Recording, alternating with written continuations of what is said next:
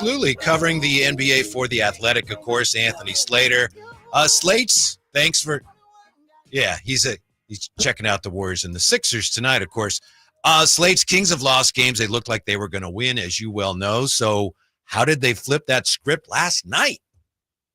They got the right opponent in some ways. I mean, the Sixers have been having their own issues. It's funny, you just look all across the league. It's just all these issues. But, I think that defense, right? I mean, I'm more impressed with the 0 part than the 15 part of that 15-0 run. Mm-hmm. Because that's, if you get a few stops against the Pistons, if you do the right thing against the Nuggets on 1 or 2 possessions down the stretch, you get big wins at home. So it was just it was an inspired defensive effort at a time, as we know, they kind of desperately needed not only to win but to kind of prove to themselves that they weren't like cursed in crunch time. Right, that's been like the defining characteristic of this season. So big win because of how it happened, I would say. Anthony Slater joining us. Slate's our first time talking to you, I believe, since the firing of Mike Brown. I know you and did anything happen since the last time? I know, right? Dude, it's crazy, man. And I know you and Sam wrote about it. Just take me through what you heard was the reasoning, if anything, that the team decided to move on from Mike Brown.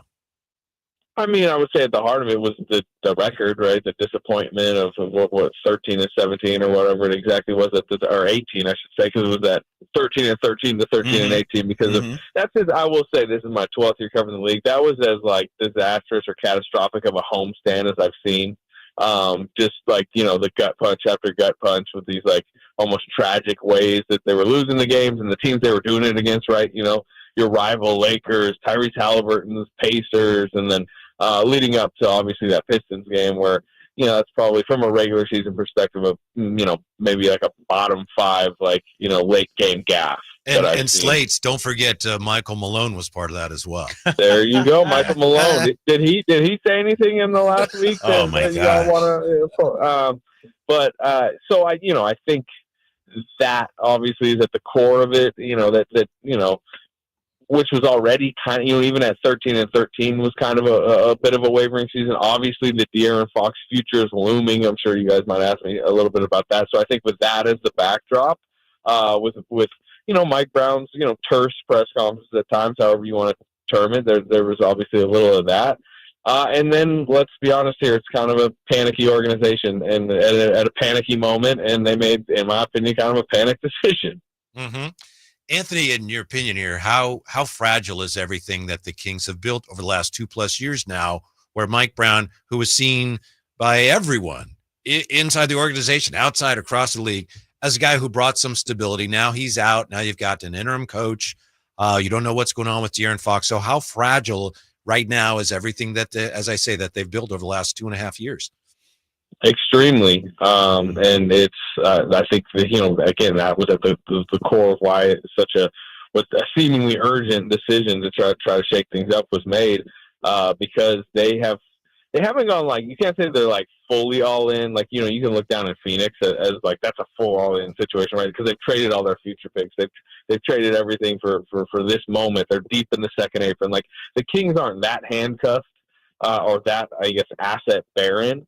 But the Kings, this is considering the Halliburton for Sabonis trade and then some of the other maneuvers they made, obviously including DeMar DeRozan this summer. It's clear that they've hit kind of the turbocharge button to try to win as much as possible now. And part of the reason they feel they need to win as much as possible now is because DeAaron Fox's eyes are clearly wandering.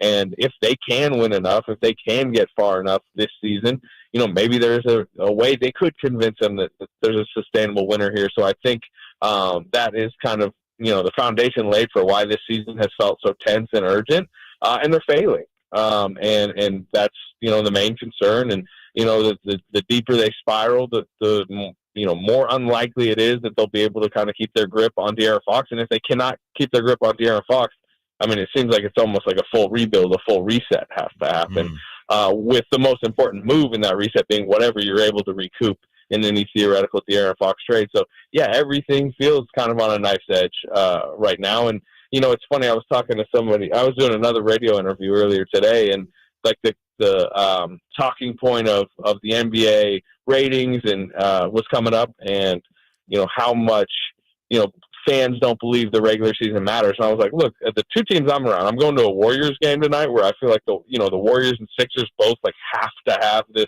early January win. And I'm covering a Kings team that just basically fired their highly respected coach who they just gave a 3-year deal to because they're 13-18. Like, yeah, the regular season does feel kind of important, at least around the teams I'm around. Is that the interview in which you called the Giants, you called the Warriors a fading giant? I believe that is the same interview today, which is, by the way, I mean, that got a little bit more run. I mean, it was just an offhand answer, but I guess that made a headline or two. Anthony Slater joining us. Slate, you talking about DeAaron Foxs. Seems to be a lot of smoke out there. Teams apparently, positioning themselves or maybe monitoring the situation. How real is that? And what's the sense around the league about DeAaron's future in SAC?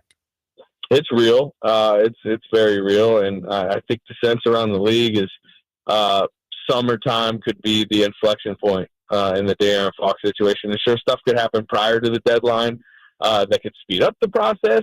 Stuff could happen in the playoffs if the Kings make an unlikely run here that could maybe halt the process, right? I mean, I think DeAaron's been pretty transparent. Like, he wants to win. He wants to be shown he's on not only a team that shows it can win in the moment, but can win in the long term. And but I think, considering not only the choices being made by the Kings, but where their record is and where they seem to be going this season, the vultures are circling, however you want to term it, around the league. And I mean, considering his age and his talent level and the way he would slot into some of these, younger up and coming teams, he's about as appealing as a potential, trade, asset that might hit the market. So it is a hot topic league wide right now.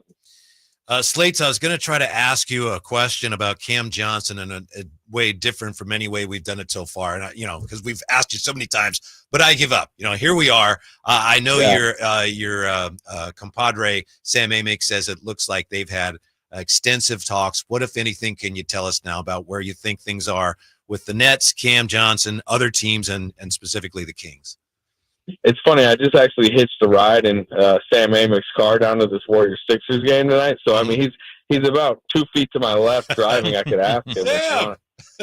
Sam, they want to know on Cam Johnson. No, I mean, you hear the same thing. Like, I know Sam said it this morning. I've even heard dating back to the summer that they were relatively extensively into conversations about Cam Johnson. Obviously, nothing got done, but they were in on Alex Caruso, and there's various others. I mean, Kyle Kuzma, I know, has been bandied about.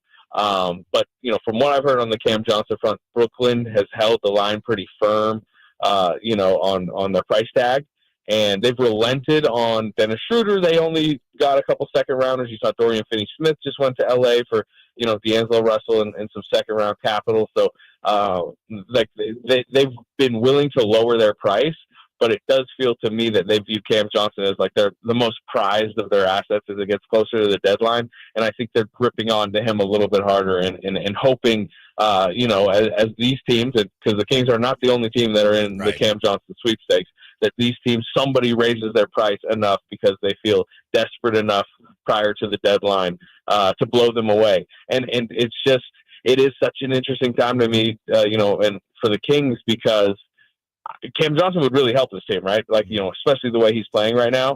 And this, so in some ways, yeah, sure, throw a future first. Why not? Try to maximize this team in this era.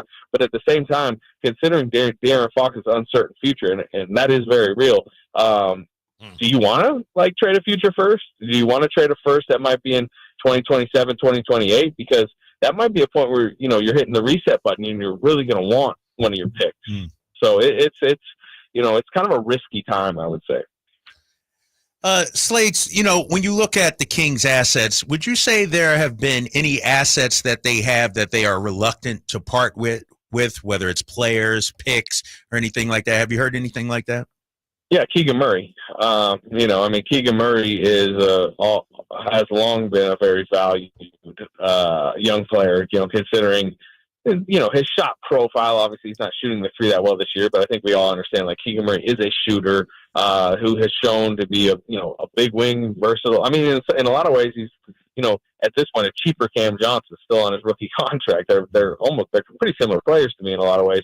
And the Kings, believing that he has a future ceiling that is heading towards all-star level, and I do sense there's still a belief that could happen, although it's slowed over the last couple of years.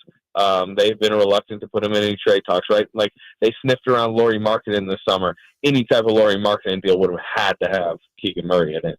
And so they've been reluctant with that. And then, of course, this time of year, everybody's bartering with first-round picks, protections, all that. They put a first-round pick swap in to get DeMar DeRozan. That could look shaky come 2031. And I know the listeners probably do not care at all about 2031, but there's a theoretical chance if the Kings are just not in a great situation come then, and Victor Wembanyama and the Spurs are, they might be giving a top 5 pick to the Spurs and taking back the 28th pick in the draft or something like that. So you've just got to be careful. Yes. We'll let you go on this one, Slates. If you had to compare Sam Amick's driving style to the style of an NBA player, which way is he? Like Brian Cardinal, just, slow lane the whole way, hands on right part of the steering wheel? The truth is it's 2025, and hopefully he won't be upset that I'm revealing this, but he's a Tesla owner, so he's not even really driving most of the time. It's AI, it's the robots. I'm like, I think Sam might be asleep. I don't know. I shouldn't say that. He's driving well. So whoever, name an NBA player that's like kind of like half-heartedly playing right now, paying attention. Ben Simmons, is that a good one? Oh, shoot. Ouch. Yeah. All right, Slates. You guys, enjoy. I know you're working, but enjoy the game. Thanks. We'll talk to you next week. All right, fellas. All right, now. Dang. Called him the Ben Simmons of drivers out there. That's hilarious. He raises an interesting question regarding DeAaron